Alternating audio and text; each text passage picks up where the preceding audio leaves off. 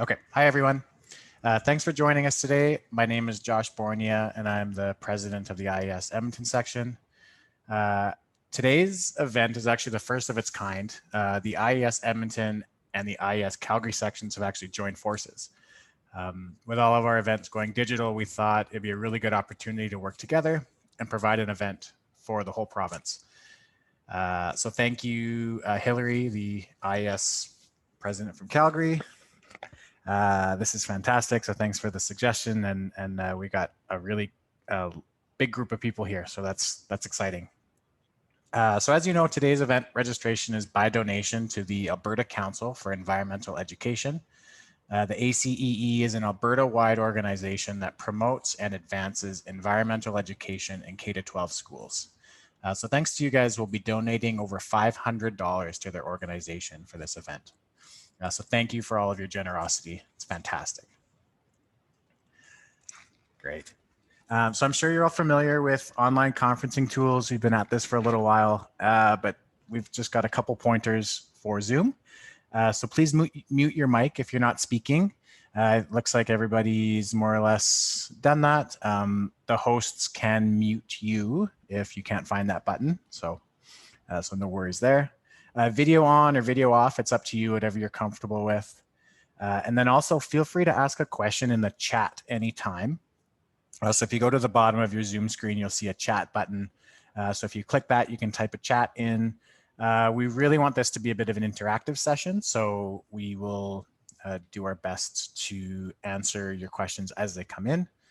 Let me just type something in here. Hello, everyone. So you should actually see that chat bubble light up, and you'll be able to open that there. Okay, so let's get rolling. We've got 3 presenters today. First, we've got Tanya Doran. She's a principal and senior sustainability specialist with Stantec's Buildings Group. With over 30 years experience, she brings an incredible passion to her work supporting sustainability. She's an advocate for green building certification and resiliency for the built environment in Alberta. Next, we've got Ben Rajewski. He's an electrical engineer and the team lead for the Edmonton, Yellowknife, and Whitehorse teams at Williams Engineering Canada.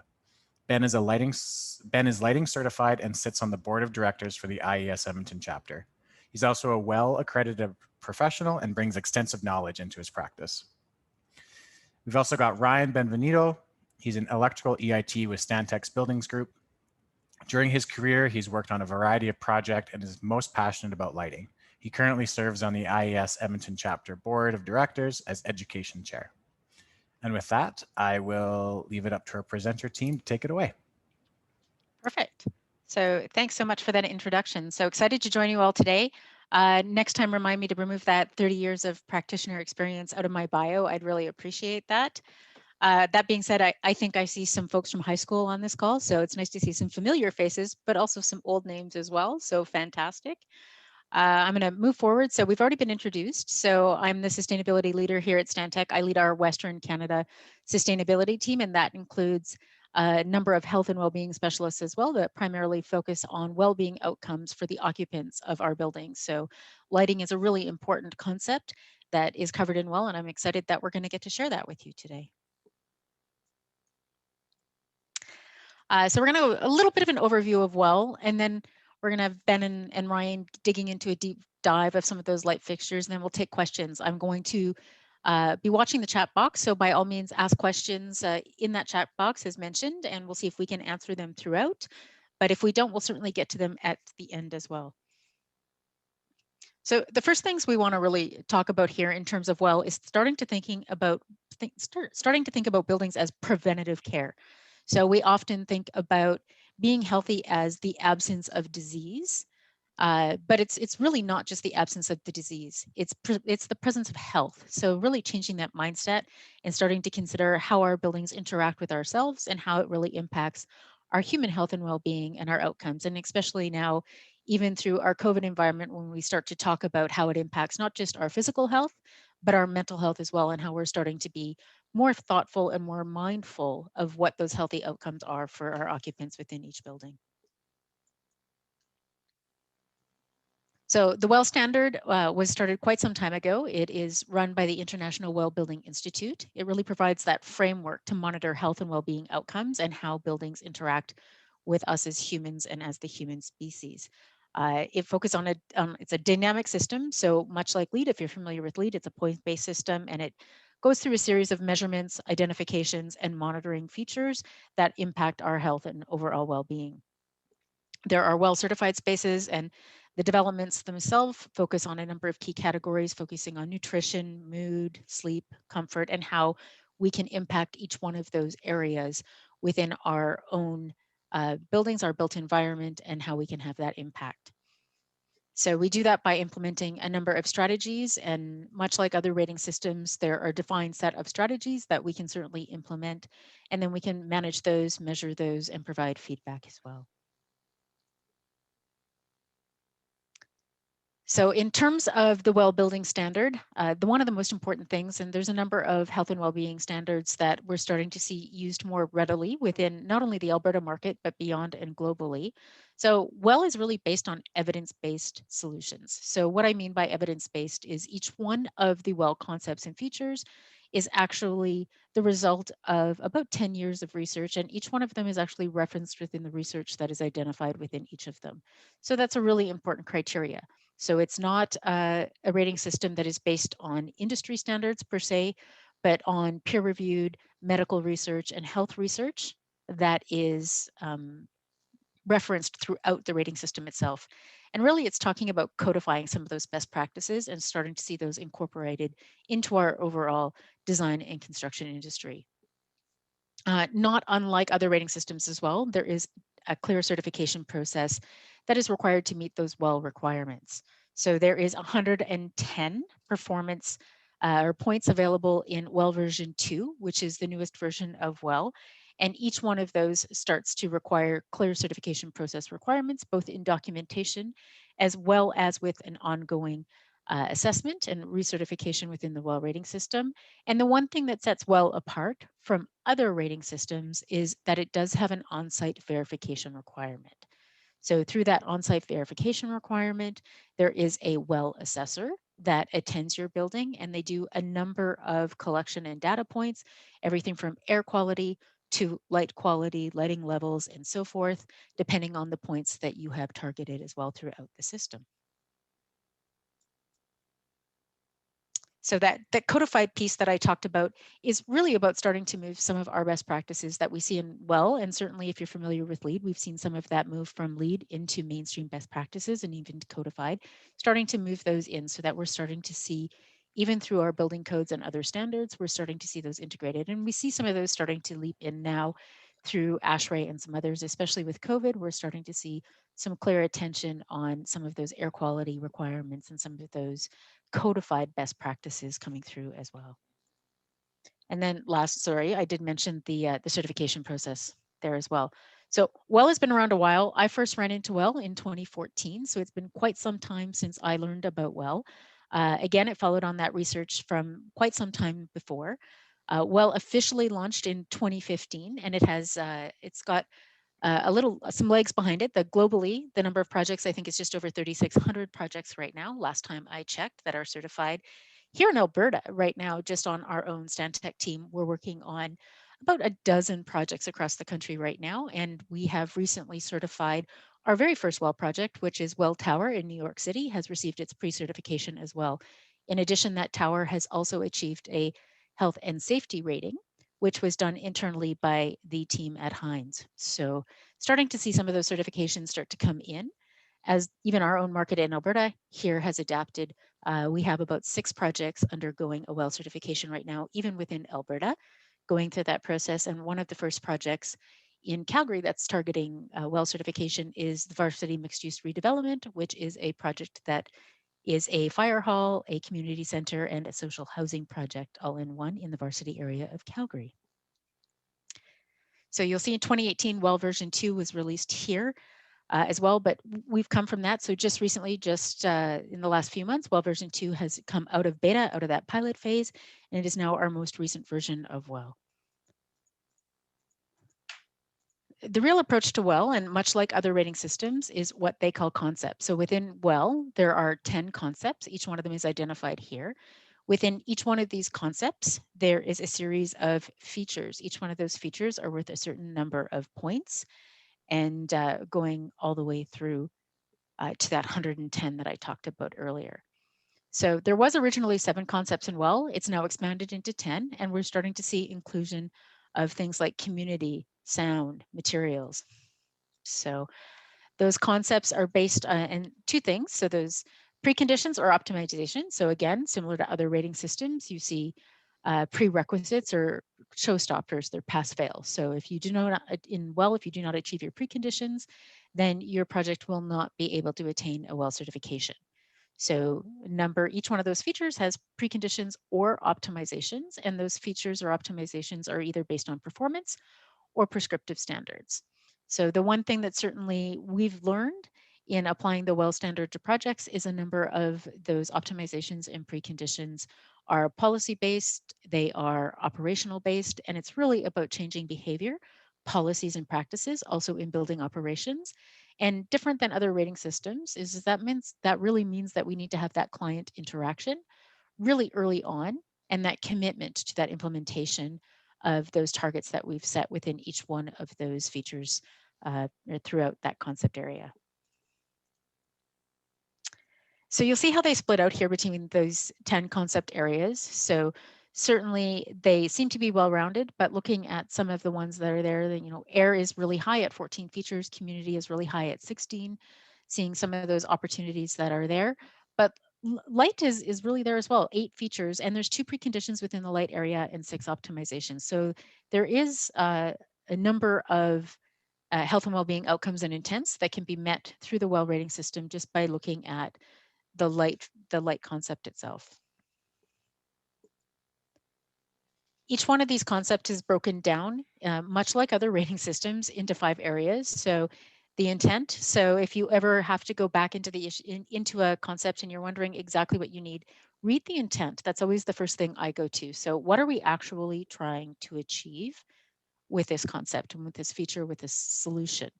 So then a summary of what it is, what the overall issue is, some identified solutions, and what the impact is on our human health as well. So really talking about that. And you can find all of this online by looking at the WELL rating system, and it's all available for you to look at. With that, I think, is this where I'm passing it over to you, Ryan? Are you going to take on this one here on light? Yeah, sure. I can Perfect. I can take on from here. So thanks for that introduction to the WELL standard, Tanya. I think that when you talk about well-being in the built environment, you really can't overlook lighting. We know that lighting affects the way we perceive a space. It can highlight architectural features. It can make the space that we're in more comfortable. But maybe not so obviously, there's physiological effects on humans as a result of lighting. And that's one of the things that we're going to look at in a bit more detail in a bit here. Right, light, the issue. So the issue with light is that interior lighting can cause disruptions and desynchronizations of the body's circadian rhythm, which is linked to a whole bunch of different health disorders. So this is actually a really exciting topic in lighting right now, and just the lighting industry in general. It's something that there's a lot of research being done on now, and just really trying to further understanding on how light affects the human condition. So yeah, let's go to the next slide, I guess. So the impact. So providing indoor access to daylight can positively influence the productivity and mood of individuals. That's pretty much it. Like, the more natural daylight we get exposed to, the better we feel. I know that if I'm here in my basement right now working from my home, and I got one window here and I need to go upstairs. I mean, I need to get natural light, like at least an hour a day, like come upstairs and get some natural light, because if you're just getting interior lighting, it can affect your mood. You can feel blue. So it's really incredible the effects that lighting and how lighting design can affect how you feel when you're in a built environment. And I know most of us are working from home, but and we're not thinking about designing lighting in workstations, but we still are. But I think that some of the things that we're going to be talking about can directly relate to how you even view lighting at home too, not just for workspaces. So it's Yeah, pretty interesting Ryan, stuff. that's such an interesting point. I always think back, and I always give an example, because I think most of us have been to that environment when you were back in your university days or something, and you were in an interior classroom with no access to direct daylight at some point. You were in a 3-hour class. You had brutal fluorescent lighting above you, and it was flickering for 3 hours. And you came out of that classroom, and you just, you're down. You don't know what's going on outside. Your lack of productivity or willingness to just go and do whatever has to happen is readily apparent. And when we think about, I think most of us have been in that situation before, and that sense that it gives you when you don't have that right to light or that access to daylight or that access to nature at the very least, that it really has a huge impact on our overall health and well-being. And I think what we've learned, and in the last slide we talked about that, is not only in our well-being in terms of our mental health, but also in terms of the long-term impacts on our physical health in terms of diabetes and obesity and some of the other issues you have. And that's just exacerbated by the fact that here we are, and most of us are doing it right now. We're sitting in front of a computer. So not only are we sitting, we're also not influencing ourselves with that right to light, if you will, in terms of those healthy outcomes overall. So, I think we can all just take a minute to reflect on some of those situations where we've had that absence of good daylight, and we haven't had that positive effect as well. So something really important to consider for our own circadian rhythm and how it affects our ability to sleep, be productive, and actually be part of society throughout the day. Yeah, that's a really good point.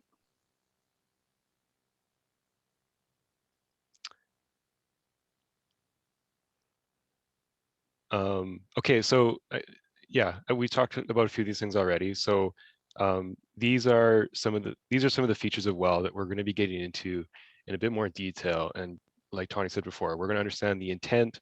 We're going to talk about some lighting design strategies, how to meet these from a design perspective, and what are the outcomes? How is this going to affect the well-being and of the people that are in the building? So with that, let's move to our first slide. And I think Ben is going to talk on light exposure and education. Yeah, for sure. So this is the first precondition for getting your well in lighting. All of these 8 or 9 features are going to focus on either comfort, control, daylight, or health, as it's a human-centric certification. So regarding feature number 1, it's all about, are you exposed to light, and more importantly, daylight. So you can achieve this feature by either providing a daylight simulation showing that for a certain percentage of the floor area, you're achieving a certain light level over the year. You can achieve it by showing that 30% of the occupied area is within 20 feet of the windows, or that you have at least 7% of your floor area covered or at the same area as windows, or you can just achieve it by achieving feature number 3.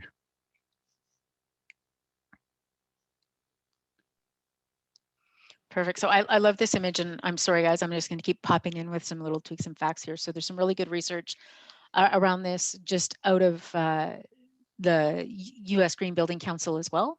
So this image that talks about schools, there's some great research that talks about access to daylight in a school setting, at least in a K-12 school setting, actually increases test scores by 5%. So when we start to talk about things like global education and global advancement of education and what those test scores mean in terms of quality of life when we're comparing ourselves to others, that having schools, especially the younger schools, K-12, having that right to light and access to daylight actually increases the ability to learn, but also improves overall performance in terms of education as well. So that light exposure and the education about it is not only about the light education, but also really impacts the overall ability to learn as well.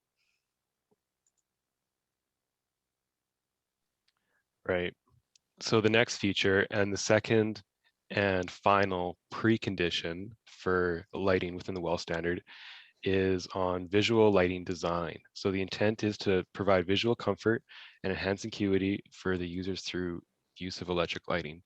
And if you just move to the next slide, please, I have some cool graphics and photos here too. So Again, so this feature is really about providing brightness management strategies within and between spaces. And so when you're doing this, you're making sure that you don't have high contrast. You are establishing the lighting levels that are required for the space, for the task that you're doing. And then there's also some interesting things how the age range of the majority of occupants impacts that light level. You know, kind of interesting, but our eyes and how we perceive light changes from when we're young to when we're older. So uh, that plays into effect on the lighting levels that you establish for the space. So again, we're still designing to the IES recommended targets. So I feel like whether or not your building's a well building, you should just be doing this anyway. I mean, that's just standard practice. If you're doing a lighting design for a space, you know, you typically do this. You want to establish what's being done in the space and what are the recommended levels for that space. So you know, you can use lighting software such as AGI 32. Elum Tools is a Revit add-in. These are all different softwares you could use to model the lighting design and make sure that your design is meeting your targeted levels. And then the other key thing here is balance. You want to make sure that when you're designing for an interior space, that not only are you hitting the right target for, let's say if it's at a desk, it's a work plane, but in between those spaces as well. You want to move through a space and have really good uniformity, which means that you don't have really high levels of light and really low levels of light as you're walking through a space. It should be uniform and blended together. So these are all considerations that you need to take into account for visual lighting design. So to actually meet the credit, what you need to have, or credit, I guess the feature, to actually meet this feature, you need to provide your lighting summary as an output of your calculations, and then provide that. So that's really what we're doing here with this credit. Yeah, so this one's quite interesting. I guess we've a lot of people have heard of circadian rhythms, which regulate your sleep-wake cycle. What scientists have discovered is in your eye, you have both rods and cones, which are good for light and dark detection, but you also have another part of your eye, which is called an intrinsically photosensitive retinal ganglial cell, or IPRJC, which detects melanopic light levels. And this is what triggers your brain to work with the circadian rhythm. So circadian lighting design is meant to help regulate this when you're in an indoor environment, because you're not getting it from the natural rise and fall of the sun over the regular daylight period. Maybe next slide. I think we've got another. Sorry, guys. No problem. There you go. Yeah, so being inside all day, you're not getting, like, especially if you're not exposed to windows, like Tanya was talking about earlier, you really don't know what's going on outside. Your brain gets kind of all screwed up and doesn't know if it's time to go to bed or time to wake up and work some more. So the solution is designing lighting that enhances your circadian rhythm. So the actual credit, if we go to the next slide, revolves around designing fixtures to achieve a certain equivalent melanopic lux. So melanopic lux is derived from a regular lux that we get when we were measuring lighting levels. So your regular illumination, if you designed your desk to get 300 lux, everybody's fairly familiar with that. Then each fixture has a certain melanopic ratio that indicates whether or how much sunlight type light is coming out of the fixture. So in order to get in your equivalent melanopic lux, you multiply your regular lux by the melanopic ratio to get your melanopic lux number. So if you got 300 lux regular and your fixture had a 0.5 melanopic ratio, you would be getting 150 equivalent melanopic lux. This one's a little controversial, I would say, because there's some other methods that are being used to also design this, and getting these numbers is harder than it seems, but there is a calculator on the WELL certified website that helps perform this. So yeah, so this side's just going through the math. So equivalent melanopic lux is your measured lux multiplied by the melanopic ratio that you get from the calculator based on the type of fixture you have. So each fixture will have a different melanopic ratio. It's not as simple as a 4000K LED at 20 watts will always be this ratio. It's really dependent on the fixture itself. So you'll have to do this calculation for your specific design every time.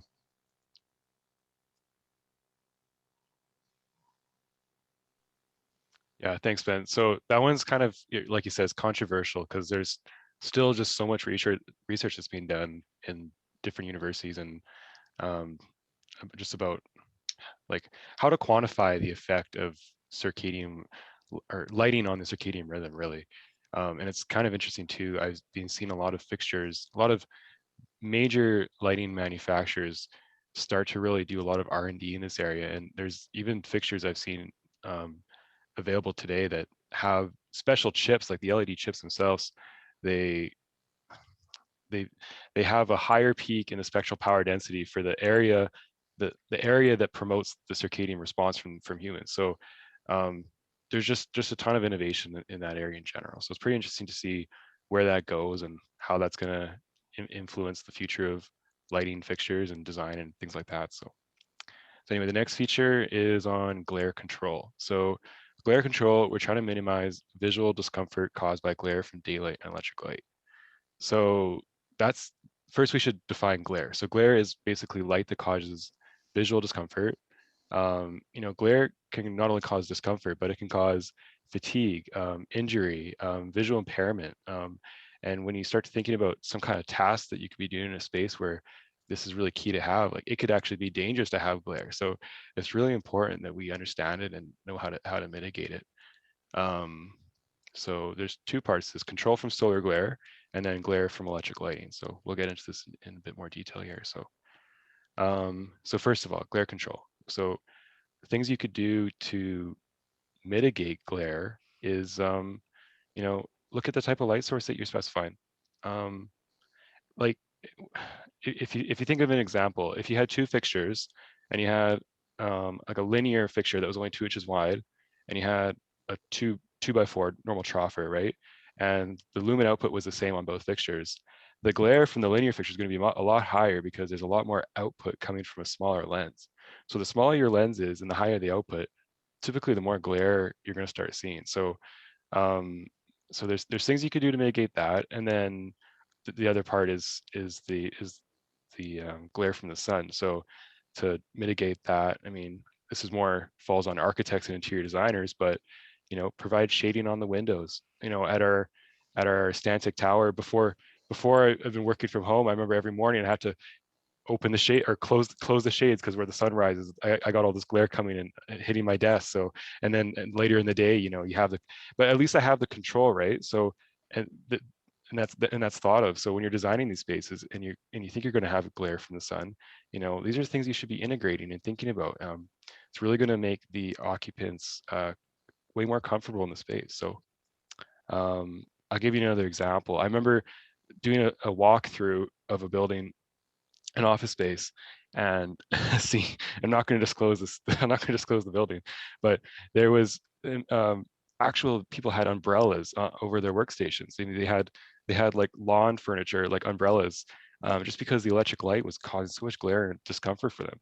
So when you think about that, I mean, no one wants to work in a space where you have to put an umbrella over your desk, right? Because you get so much glare. So we really need to be careful when we're specifying fixtures and we're doing lighting design that we're taking glare into consideration. So yeah, let's go to the next slide. Brian, we've got 2 questions in the chat regarding Melanopic Lux. If we get, does it make sense to answer them now before we get too far?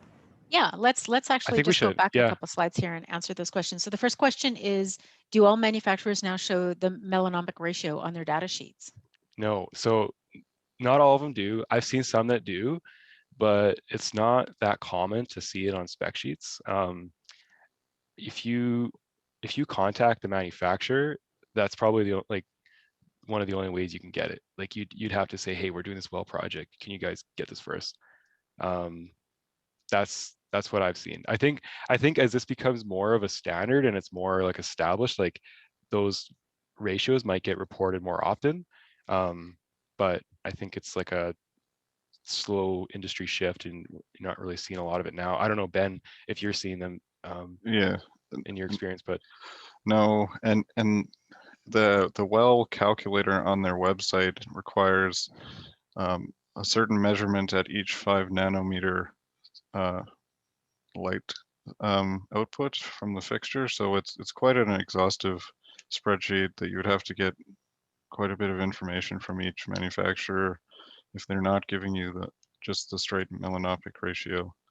So it's something that I think manufacturers are going to have to adapt to more. So because I think this is going to become more and more prevalent. So Ryan and Ben, when you are calling those manufacturers, if it's not on their data sheets, if you are calling them, are you finding that they are responsive to the request in terms of what that ratio is?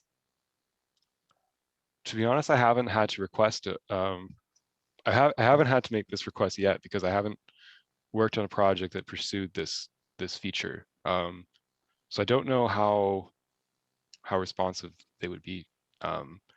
But talking with vendors that I work with for projects about this feature, they've indicated that this is something that they would have to go back to the manufacturer to get. Okay, Ben, how about yourself? Have you Yeah. had an opportunity to ask for this information? No, I haven't had to ask for it yet. This is a interesting feature to try and get, I think. And especially even the measurements of this feature, it has to be at eye level. It sometimes takes into account daylight, it sometimes does not. It doesn't take into account the fact that your screens are also providing a certain level of light. So yeah, it's kind of a really controversial one. And there's some articles on the IES itself that are talking about this and how it's not very easy to engineer this credit. Understood. All right, so the second question was, is Melanopic Lux related to spectral properties, light levels, or is it a combination of each? Hope I got that right. It's from yeah, so it's a combination of all the whole spectrum that the fixture provides across each 5 nanometer section. So from like the full spectrum light output, is how it's calculated. okay. I don't know. That's not a great answer, but No, perfect. Bill, if that didn't answer your question, by all means, throw something in the chat. And then I'd love to hear everybody on the call, your experience if you've had to ask for anything in terms of Melanopic Lux from your vendors and or manufacturers and what your experience was. So let's pop back into glare control. So Ryan, you were talking about, considering layout and the light source itself and what that looked like, and then you were getting into managing some of that glare as well. right. So yeah, we talked about some design considerations for electric light, and we talked about architectural features like shading. So then I guess the next thing is how to manage glare from electric lighting in detail. So the way the well feature is written is that your lighting must meet one of these requirements. So if you actually have 100% of your light emitted above the horizontal plane, so if you're thinking about that, that would be like if you had a suspended fixture and you had 0% downlight and you had 100% uplight. So the space is actually getting lit indirectly. It's called indirect light from the light bouncing off the ceiling and back down onto the floor. So if you think about that, obviously you're not going to have a lot of glare. You're going to have zero glare because you're looking up and there's no light sources that are aiming at you. They're all aiming up. So this is a really good method for mitigating glare. One of the disadvantages of lighting a space solely through indirect lighting, in my opinion, is your power density. Your power density ratios for NECB and energy code are going to be a lot more challenging to meet, I think, and depending on the space too, because you're actually going to have to provide brighter lights, because it's not as efficient. Like not all that light's shining right down, right? So you have to shine brighter light up to get the same level on your work plane as you would if you just light it directly. So and higher output means higher wattage, right? So there's some other design considerations to factor in. 100% indirect lighting might work for some cases, but for some projects, it might not be the best choice. So so then one of the other ways you can meet this credit though is to meet the unified glare rating values as per this our slide, the slide here. So unified glare rating is basically a metric, and it's a metric used to define glare. And one of my coworkers, Caitlin, who works with Tanya and I, used the term sparkle factor, I think. So somewhere else he used the word sparkle factor. So, but I haven't seen that. I haven't seen that anywhere yet. But basically, it's just talking about it's quantifying how much glare that fixture has. So depending on the height, you have to meet a certain UGR. And I do see UGR on most lighting fixture cut sheets now. So it's not something that you necessarily have to request from manufacturer. A lot of the fixtures that I've been looking at, cut sheets and things like that, they are starting to report this metric. So, take a look at the cut sheet, and if you can't see it there, maybe reach out to the manufacturer. I'm sure they can give it to you. But anyway, this is a really important metric for evaluating the glare of a fixture. So, and then the other way you can manage glare from electric lighting is to have luminance less than 10,000 candelas per square meter between 45 and 90 degrees from the nadir. So that's just basically the angle that you're looking at the fixture, right? So, and again, this little screenshot on the right of the screen, this is an example from a lighting fixture cut sheet where they're reporting this, right? So a lot of fixtures, again, they're starting to report these metrics so that as a lighting designer, you're more informed to select the right fixture for the space. Great, and really important point about some of the competing priorities between energy code and health and well-being factors. So certainly we see this in other areas as well, particularly air quality. So the larger air volume we have to push through a building for those health and well-being outcomes for greater the improvement of air quality, also the more energy use is required to push that air through a building as well. So we often run into these competing priorities, and it's really an opportunity to both drive some innovation and really continue to focus on energy efficiency as well. So there's multiple scenarios that need to be at play here, and that's a really good point, Ryan. Yeah, so this is now, it used to be one feature and it's now been split into two recently in the most recent update of version 2. So I'll handle number 5, which is daylight design strategies. So this one's really about space planning. So mostly for our architect and interior design friends, it's about designing so that your workstations are near windows. So to get the credit, you need to have a daylight plan showing that 70% of the workstations are within 25 feet of the windows, or if they're within 16 feet, you get 3 points instead of 1 point. You can get a second point for adding manual shading, or 2 points if you put automatic shading in the space. So it's really about daylight for the health and well-being of the people that are working there. So I see this a lot already. Most architects, interior designers put the workstations near the windows and the meeting rooms more than near the core. So it's kind of standard practice, but you just have to make sure that's what's being done. Yeah, that's a really good point, Ben. And I know that's how our office is, but I can also think of some older offices in Edmonton, some government offices that actually have no offices around the exterior corridor whatsoever. There's a walking track. So the only people that actually get access to that window space are those who actually go outside of that core into that office space and are using that external kind of loop around the building. So nobody actually has that right to light except for a very few offices that are just on the inside of that track. So it just talks about how we've evolved in terms of accessibility and what that looks like in terms of that daylight access as well. So some really good examples here locally. Okay, so the second part of that feature that's now been split into 2 features, LO6, is to provide a daylight simulation. So this is in the same tone as the other one. We're just looking at evaluating how much daylight gets into a space. So, so first we should define SDA, so spatial daylight autonomy. refers to the amount of light in a space that you get automatically from daylight, basically is what it is. In the absence of electric light sources, how much light are you getting in that space just from natural light, from windows, from glazing, right? So to meet this, and again, like it kind of like is tied to the circadian lighting credit in a way that we want to have the most natural light as possible in a building, right? Like that is so evident. Like the more natural light you have in a building, the more access you have to these natural light, the better you're going to feel, the more productive you're going to be, right? So this feature actually requires you to complete a daylight simulation. And with the daylight simulation, you need to show that your average SDA 350.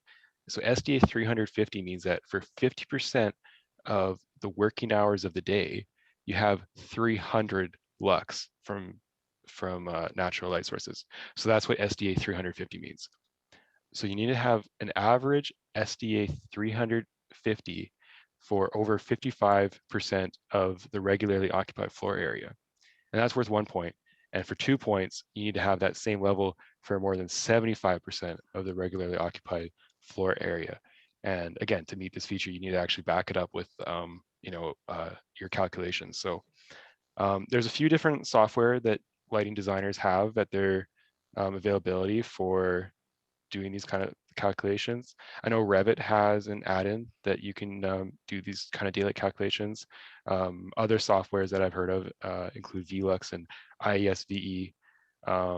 So really, you're modeling the things that these softwares are taking into account is the amount of windows and openings you have in the building, and actually where that building is, like on a coordinate system, like on the earth, because like every point on the earth gets a different level of sunlight throughout the year, right?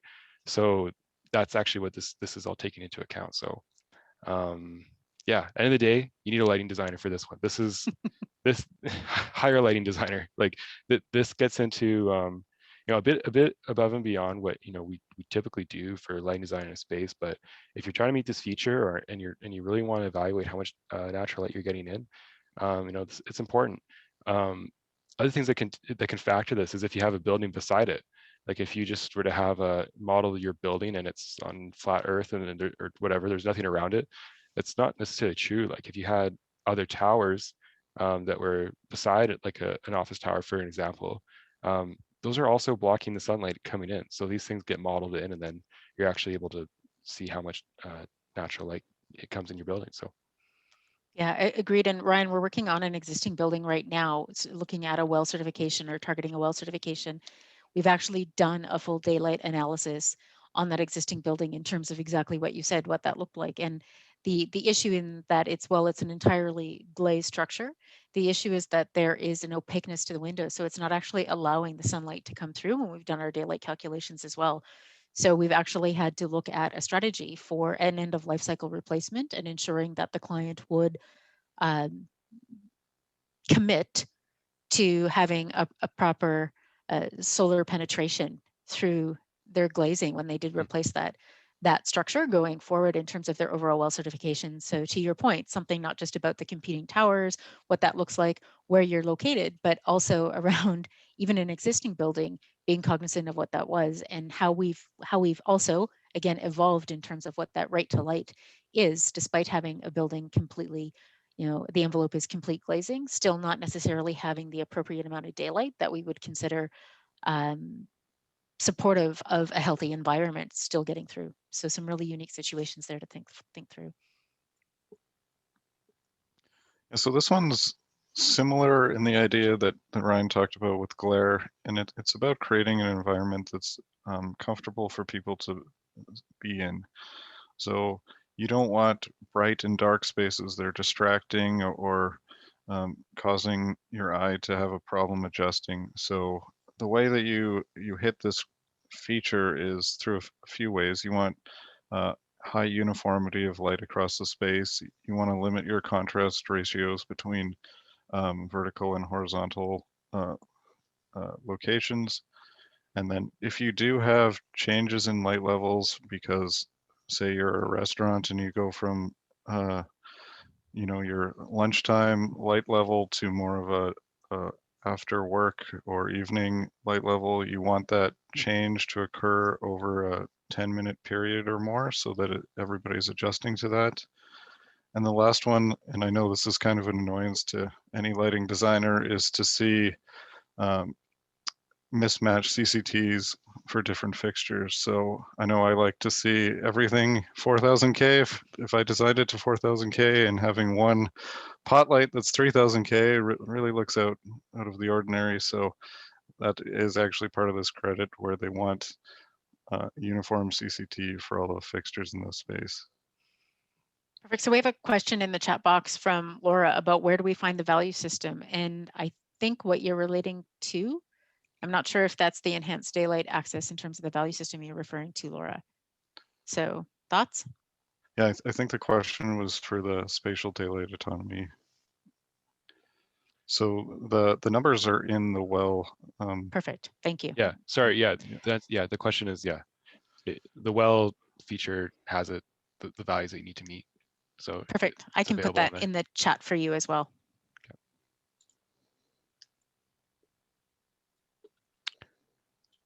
So yeah, now that brings us to electric light quality. So the intent of this feature is really to enhance the comfort, again, like all the other ones, and minimize flicker using electric lighting. So we're going to talk about design strategies and how we evaluate flicker and color rendering quality here on the next slide. So this feature is really looking at two things: color rendering quality and flicker. So for the first part, color rendering quality, first let's define color rendering quality. So color rendering quality, CRI, it basically it's how well an interior or electric light source is at rendering colors as well as natural light like sunlight. So that's like CRI 100, which I don't think there's any fixtures available that are CRI 100, but CRI 100 would be perfect sunlight, like rendering colors perfectly, like how they actually look. Electric light doesn't necessarily do the best job at rendering colors in a space that well. And you can actually specify the CRI when you're looking at light fixtures. So to meet it, you need to have either a CRI of 90 or higher, which as a designer, this is pretty readily available. Like most light fixtures now I'm seeing, they come in so many different SKUs, but most of them I've seen now have CRI 90 or higher as a default. And then the next one is CRI over 80 with R9 greater than 50. So the reason why this one's kind of unique is that normal CRI doesn't really factor in how well a light source is at rendering the color red.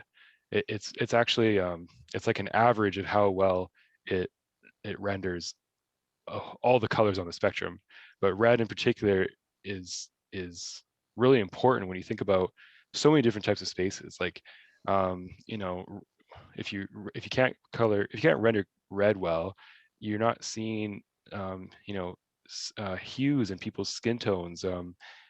Food doesn't look as appetizing.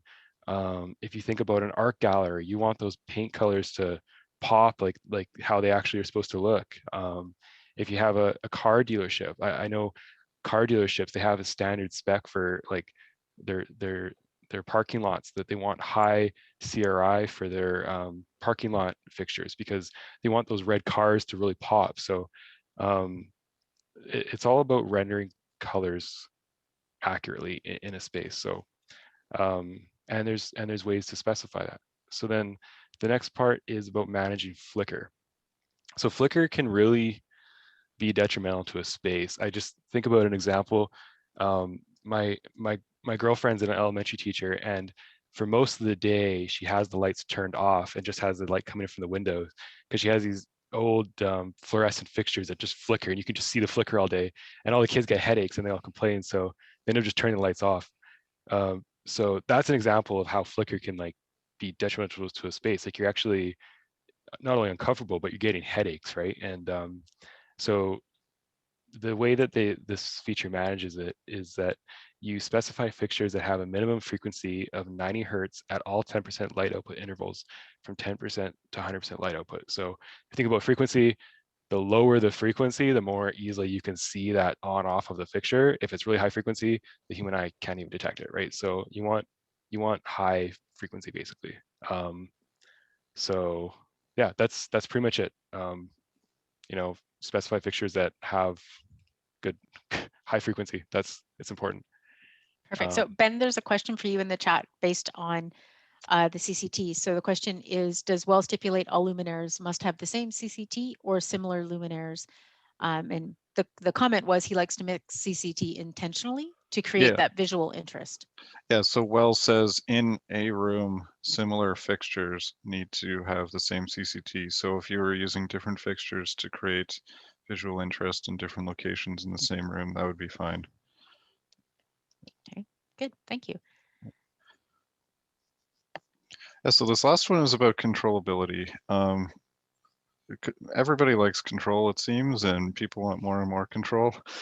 The NECB does require a lot of control now on its own, so that's positive for us when we're designing because we're going to have to do a bunch of this anyways. So this feature has two parts to it. The first part is just providing lighting control zones for a certain number of people. So one zone per 10 people or 650 foot squared to get a point. And then if you drop it down to one zone per 5 people or 320 feet squared, you get a second point. So that's the first part. They also want you to either be able to change color, change color temperature, or just have preset scenes or dimming to allow for change in light level. Or the second part is they want the controls to actually be within the zone that they're controlling. So manual controls in the zone. And then they also want you to be able to have task lighting. So either you actually have to provide people with task lighting at their workstation, or if they request task lighting, you'll give it to them later. So as much control as possible almost for people so that they feel able to change the lighting in their environment to suit whether they want lots of light or minimal light or somewhere in between, and so that they're not fighting with too many other people about it. Perfect. And this is one of the features that does overlap with LEED. If you're looking after a LEED for commercial interiors project or overall LEED, this is one of those features of the 30% of WELL and LEED that overact and really work synergistically together. Yeah, so I think I covered most of this here, but yeah, like I said, we just want to be able to change stuff as much as we can so that it's tunable, both level, color, or temperature.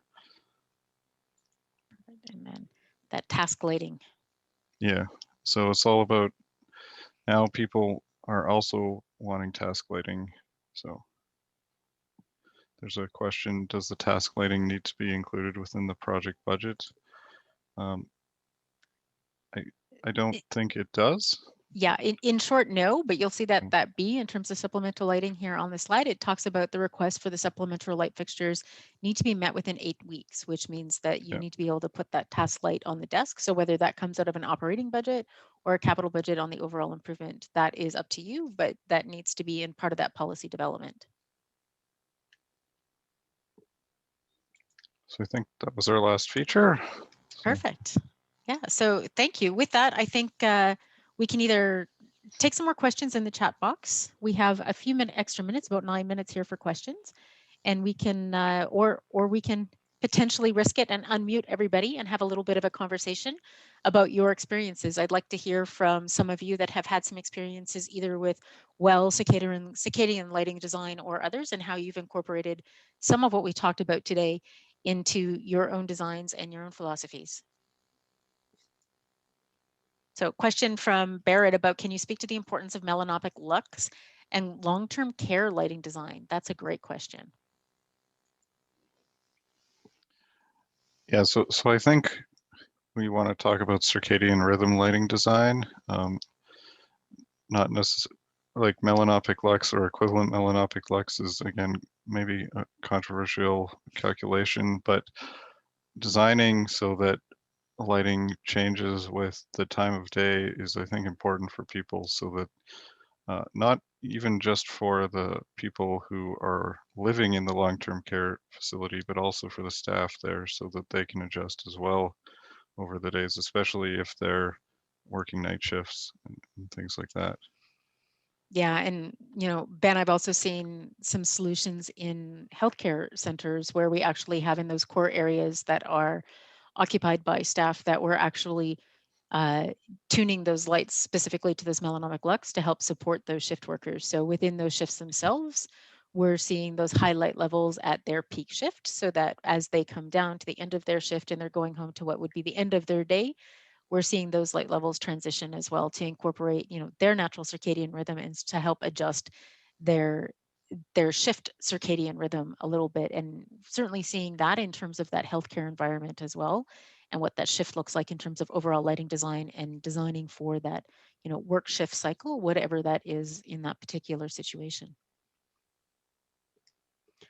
Perfect. So there's some other questions here. Who seems to be driving up the uptake of well standards on projects, owners, or architects, and what is the bottom line and arguments for the investment? So maybe I'll take that one on for a minute. So certainly I've seen both public and private, at least I can speak to the Alberta market, driving that uptake of well. I think that there's two pieces there. One is there's some social responsibility goals of corporations that are taking that on in the private sector.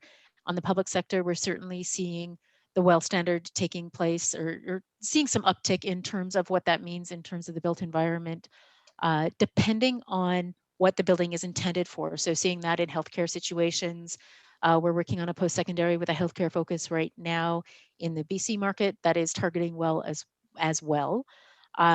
Seeing that, but actually more importantly, what's driving the dollars in the investment, I think, is the realization that health and well-being outcomes for staff are both an attraction and a retention feature for staff. So in terms of staff and labor inputs, 90% of most corporate investments is towards people. So every time we provide additional health and well-being opportunities for our staff or our employees and for the occupants of those buildings, particularly in owner-occupied buildings for their staff, they're seeing the return on that investment relatively quickly, when we're considering that that's 90% of their output as well, or their investment is in those people. So one less sick day, if you had a staff of 200 people, is 1 FTE annually. So the larger your staff, the larger that ROI starts to increase when you start to calculate the salary of a full-time equivalent on your team. So certainly looking at those investments in terms of payback, ROI,